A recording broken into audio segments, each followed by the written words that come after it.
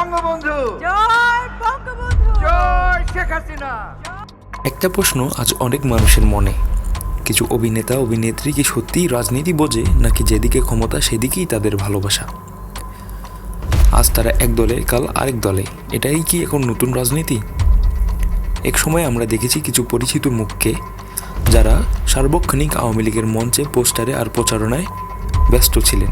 আসলে আমি একজন আওয়ামী লীগ কর্মী হিসেবে এটা সেই কারণে আমি এসেছি 27 সেই সময় তারা বলতেন এই দলই দেশ বাঁচাবে। কিন্তু সময় বদলেছে। 5ই আগস্টের পর পরিস্থিতি বদলানোর সাথে সাথে আজ সেই মুখগুলোকেই দেখা যাচ্ছে বিএনপির প্রচারণায়। প্রশ্ন একটাই, তাহলে কি তখন তারা ভুল ছিল, নাকি এখন সুবিধা বুঝে কথা বলছে? আদর্শ কি এত সহজেই বদলায়, নাকি ক্ষমতার সাথে সাথে মানুষের কথাও বদলায়? প্রত্যেকটা মেয়ের মধ্যেই একটা করে হাসিনা।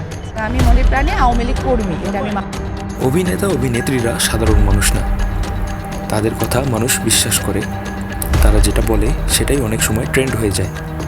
কিন্তু যখন তারা শুধু সুবিধার জন্য দল বদলায়, তখন মানুষ আর কাউকে বিশ্বাস করতে পারে না। এই ভিডিও কোনো দলের বিরুদ্ধে না, এই ভিডিও প্রশ্ন তোলার জন্য, এই ভিডিও নিজের বিবেককে প্রশ্ন করার জন্যই বানানো।